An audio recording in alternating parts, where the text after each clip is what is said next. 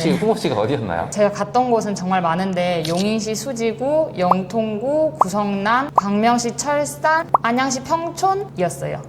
안녕하세요, 부뚱이 분들. 오늘은 최근에 서울에 내 집 마련을 하신 분인데 제가 생각하기에는 살 수 있는 범위에서 가장 좋은 매물을 선택하신 케이스가 아닌가 싶습니다. 내 집 마련 과정까지 되게 우여곡절이 많았거든요. 그 과정을 한번 보시면 저희 구독자분들도 정말로 의미가 많을 테니까 끝까지 한번 시청해 주세요. 자, 안녕하세요. 안녕하세요. 네, 간단하게 자기소개 한번 부탁드릴게요. 안녕하세요. 저는 올해 초에 결혼한 펀펀이고요. 부동산 공부는 소유님 정규 강의 23년 7월 때부터 했었었고, 정규 강의 때는 이제 시드를 모으다 보니 따로 매수는 하지 않고 온오프라인 강의만 듣다가 이번에 결혼을 결심하게 되면서 크루 2기 활동을 통해 최근에 내 집 마련에 성공을 했습니다. 한번님 23년도면 거의 2년 전이죠? 네. 저 본 지 오래됐잖아요. 네. 여기 멀리서 항상 서울까지 또 와주시고 활동을 많이 해주셨는데 아무튼 내 집 마련 일단 축하의 말씀을 드리고 먼저 시작할게요. 감사합니다. 사실 제가 이 컨텐츠를 찍는 이유는 어떤 이론적인 부분만 알려드리는 거랑 이렇게 그러니까 일반인들이 나와서 내 경험담은 실제로 공유하는 스토리 형식의 컨텐츠는 진짜 여러분들이 와닿는 게 많이 다르거든요.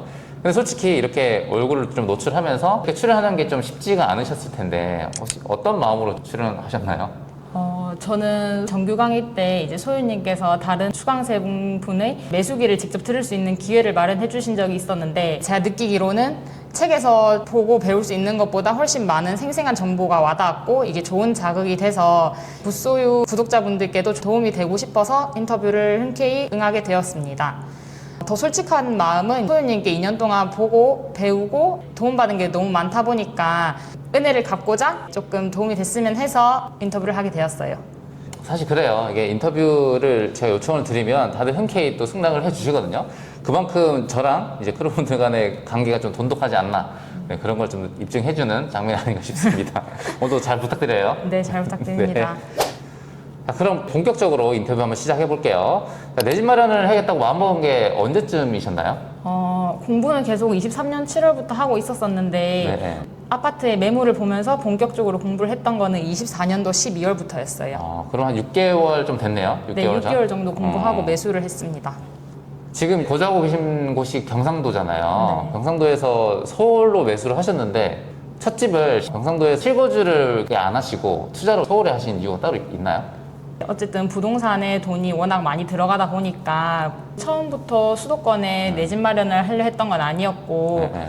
이제 기사를 본 게 지방이랑 수도권의 집값 차이가 9억 정도 난다는 걸 봤었고 이제 월급이 작년 대비해서 100만 원 정도밖에 오르지 않다 보니까 인플레이션을 감당할 자신이 없었어요. 그래서 수도권이 수요도 많고 이제 아파트 값 상승률이 높다 보니까 수도권으로 매수를 결정하게 되었습니다. 혹시 주변 친구분들은 거주 지역에 실거주집 마련하신 분 없나요? 대부분 다 그렇고 저처럼 하는 경우는 한 번도 보지는 못했어요. 그 수도권 쪽으로 투자하시는 분은 아직 못 보셨구나. 네, 아직 한 번도 못 봤어요. 그럼 이제 처음에 수도권 투자를 하겠다고 마음 먹었잖아요. 네. 그때는 막막하지 않았어요? 모르는 지역을 막 찾다 보면 수도권이 또 지금 사시는 곳이랑 워낙 다르잖아요. 경기도, 서울까지 해서 넓기 때문에 알아보시는 데는 큰 어려운 점은 없었어요?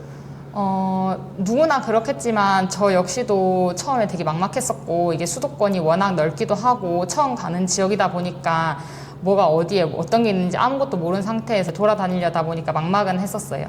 자, 이 점은 모두가 공감을 하실 거거든요. 그러니까 내가 모르는 지역을 어디가 어떻게 오를지 좋은 곳을 어떻게 찾는지를 잘 모르기 때문에 되게 막막하셨을 것 같은데 처음에 어떤 것부터 차근차근 준비를 하셨던 거예요?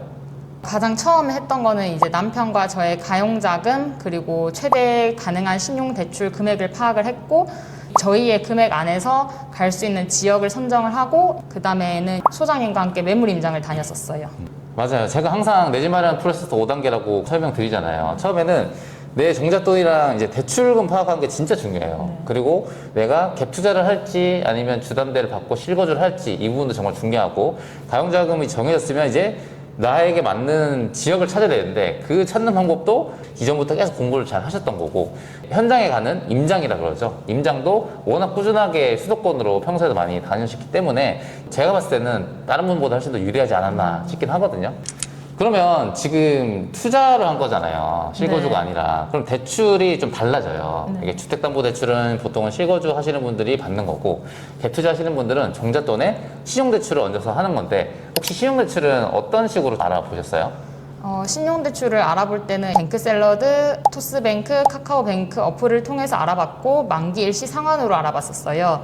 저희가 가용자금을 파악할 때, 계약서를 쓸 때, 그리고 진짜 대출을 받을 때 이렇게 시기를 조금 나눠가지고 다 조회를 했었었는데 남편이랑 저 모두 어플마다 그리고 시기마다 최대 받을 수 있는 금액이랑 그다음에 금리가 좀 다르더라고요. 그래서 부소유 구독자분들께서는 검색을 하실 때 새 어플을 모두 이용을 하시는 거를 추천드리려고 해요. 그러면 실제로 대면으로 가서 상담을 받은 적 없나요? 네, 대면 상담은 아예 받은 적 없고 전부 다 비대면으로 어플 통해서만 알아보고 그 어플에서 이제 다시 은행으로 넘어가서 대출을 받았었습니다. 맞아요. 이게 아직 신용대출 한 번도 받아보지 못한 분들한테 좀 말씀드리고 싶은 게 무조건 우리가 지점에 방문하는 게 최선은 아니라고 좀 말씀드리고 싶거든요. 방금 말씀하셨듯이 이제 세 가지 어플 통해서 본인 소득이랑 다 입력 정확하게 네, 하시는 거죠. 네. 그걸 토대로 해서 산정을 하기 때문에 정말로 그냥 집에서 편하게 볼 수 있거든요. 그래서 꼭 지점 방문할 필요는 없다라고 좀 말씀드리고 싶습니다. 자, 그러면 종잣돈에 신용대출을 얹어서 투자금을 쓴 거잖아요. 네. 그러면 대략적으로 가용자금이랑 매수하신 아파트 금액대가 어느 정도 될까요? 저희가 부대 비용 빼고 아파트 값에만 쓸 수 있었던 금액은 3억대 정도였고 매수한 금액은 9억대 중반 정도였습니다. 그러면 3억대의 자금으로 9억대 아파트를 샀다. 네. 갭 투자로 사신 거죠? 네. 그 점 참고해서 한번 보시면 좋을 것 같습니다. 자, 이제 가용자금이 3억대로 정해졌잖아요. 네. 그러면 이제 지역을 찾아야 되는데 솔직히 실거주가 아니기 때문에 조금 차이가 나긴 하겠지만 혹시 갭 투자의 지역을 찾을 때 어떤 점을 좀 유의를 하셨어요? 갭 투자할 때 중요하게 생각했던 거는 아무래도 수요가 꾸준히 있는지가 중요했었고 이제 수요가 꾸준히 있다는 말은 그 아파트를 찾는 사람들이 많을 거고 이거는 전세가에 반영이 될 거라고 생각을 했었어요. 그 수요가 매매 수요 아니면 전세 수요예요? 전세 수요요. 전세 수요? 맞아요. 어쨌든 갭 투자의 가장 중요한 건 제가 뭐라고 말씀드렸죠?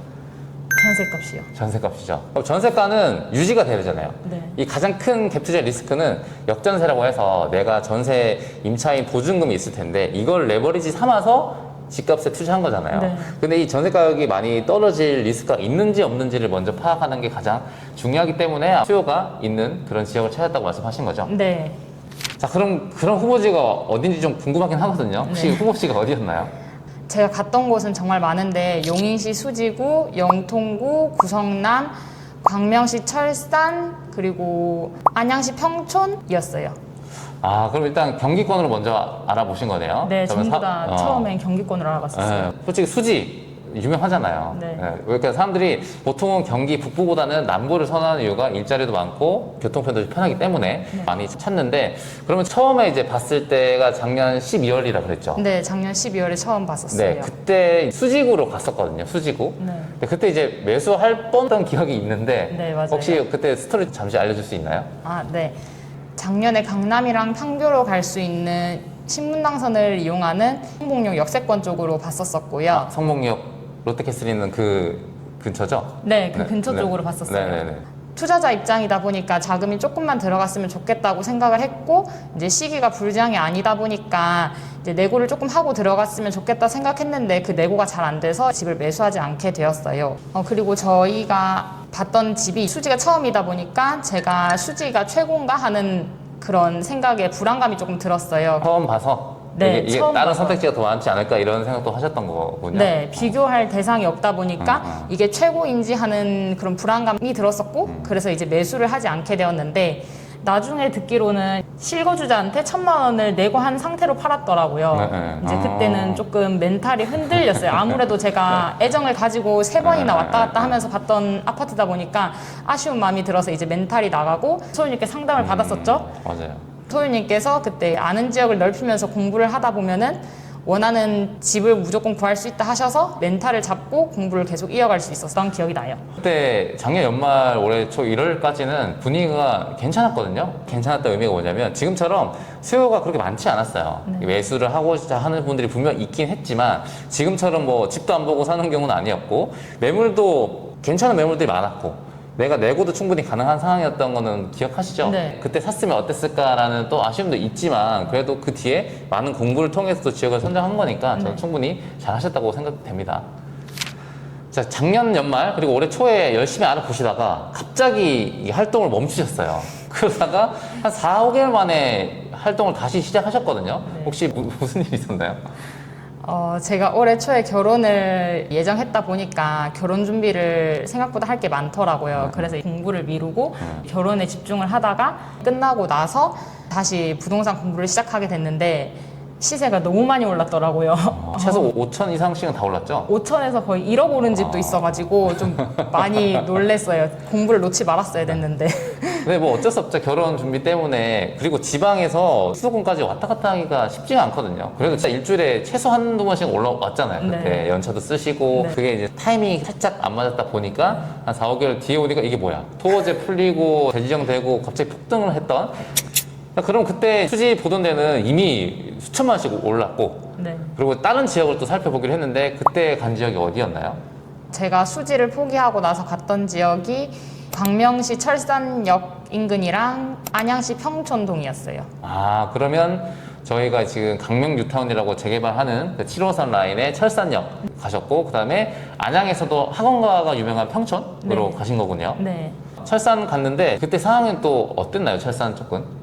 철산을 보러 갔을 때 이제 9억대 매물을 보야지 생각을 하고 갔는데 매물이 막상 너무 없었고 세를 끼고 있는 매물을 사려고 하니까 집을 보여주기 전에 계약금을 넣어야 집을 보여준다 그러고 이제 저희가 원하는 집은 워낙에 전세가 높게 설정돼 있다 보니 매수를 고민하지 않았었는데 들으시는 분들께서 전세가가 높게 설정돼 있으면 무조건 좋은 거 아닌가 생각하시겠지만 이제 광명 뉴타운이랑 철산 재건축 때문에 입주 물량이 워낙 많이 잡혀있던 게 있어서 전세 만기 때 역전세 리스크가 있었기 때문에 전세가가 너무 높게 설정된 거는 위험하다 생각을 했었고 그렇게 매물을 보고 나서 느꼈던 결론은 철산에는 저희가 당장에 매수할 수 있는 아파트가 없구나 하는 결론을 내리게 되었습니다. 설명 많이 해주셨는데 딱 요약하면 매물도 별로 없었고 보려면 또 계약금도 놓고 봐라 이런 매물도 있었고 네. 그다음에 주변에 입주장이 펼쳐지기 때문에 역전세 리스크가 있어서 약간 주춤했다 네. 이렇게 요약하면 되겠죠. 네. 자, 그러면 이제 철산은 포기했다. 네. 포기하고 이제 다음 지역인 평촌으로 갔죠. 네. 그 평촌에 대해서 또 설명 한번 해주세요. 평촌은 일단 강남이랑 여의도, 판교 등 이제 수도권에 갈 수 있는 유명한 일자리까지의 거리가 가까웠고 평촌 중, 귀인 중, 그리고 평촌 학원가 학군이 좀 탄탄하다 보니까 수요가 꾸준히 있었고 그게 전세가라던가 이런 데 반영이 잘 돼 있어서 평촌을 가게 되었습니다.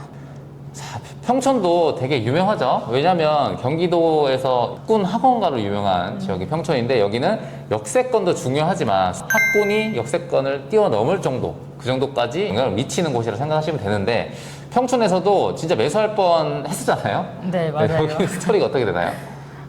평촌에서 한 10개 정도 매물을 봤었는데 매수하기에는 조금 망설여지는 아쉬운 컨디션들이 많았어요. 매물 한 개는 이제 세입자와 스케줄이 안 맞아서 못 봤었는데 이제 그 매물 자체는 전세가도 괜찮았었고 수리가 잘 돼 있다고 해서 주말에 가서 보려고 했는데 그 사이에 일기 신도시 재건축이 될 거라는 얘기가 또 핫하게 들리더라고요. 그걸 이제 들은 매도자가 호가에서 2천만 원 더 올리는 바람에 또 매수를 하지 못했었습니다. 그때 딱 그 중앙공원 근처죠. 네. 거기 갔었을 때 비교도 많이 하시고 이제 괜찮은 후보지를 추렸는데 계약한다라는 의사를 밝혔죠. 네, 밝혔는데 좀 주춤하다가 아마 그 매도자분의 아드님이었나? 네. 그게 너무 싸게 파는 거 아니냐. 네. 그 시기가 또 호가를 많이 올리던 시기라서 갑자기 뭐 선도지구 재건축 관련해서 그런 것 때문에 핑계를 대면서 호가를 2천만 원에 올렸거든요. 그래서 제가 이렇게 추격하는 거는 별로 안 좋은 것 같다. 라고 판단하고 서로 얘기를 해가지고 잠시 중단을 또 하기로 했죠. 네. 자, 그러면 지금 수지 포기했죠? 네. 그다음에 철산 포기했죠? 네, 평촌 포기했죠? 멘탈이 또 나가거든요. 이게 한 군데만 포기해도 나가는데 벌써 세 군데나 놓쳤잖아요. 놓치고 나서 찾다가 이제 서울로 한번 가보자. 네. 진짜 많은 분들이 8, 9억대 실거주도 하고 투자도 많이 하시는 수요가 많은 지역이 있거든요. 네. 거기가 어딘가요? 제가 마지막으로 봤던 곳은 이었어요. 그 지역에서 나름 학군도 좋고 전세 수요가 꾸준하게 있는 곳이라서 서울에서 한 8, 9억대로 갈 수 있는 분들이 많이 찾는 지역 중에 하나라고. 사람들이 조심해야 되는 부분이 뭐냐면 매물을 정말 많이 보다 보면 내가 다른 지역과 비교할 생각을 못 해요. 그 지역에 내가 매몰되다 보니까 평형, 들어가는 돈, 층수, 그리고 거래량 이런 것들을 봤었고 다 어플을 통해서 비교를 했었던 것 같아요. 이제 제가 지방이다 보니까 불편하실 때마다 계속 봐드릴 수는 없어서 죄송하다는 마음도 담아가지고 이제 손편지랑 같이 영양제를 드렸었어요. 박수 치죠. 지금 하신 행동이 나중에는 몇 배 이상의 가치를 가져온다고 생각하거든요. 비규제 지역은 6억 이상의 주택을 사면 자금 조달 계획서를 또 써야 되잖아요. 자금 조달 계획서 작성법이라는 책을 통해서 도움을 많이 받았었어요. 지방에 계시지만 서울에 등기를 처음 쳤잖아요. 매수를 하시면서 어떤 점을 좀 느끼셨나요? 일단 제가 느꼈던 거는 크게 두 가지인데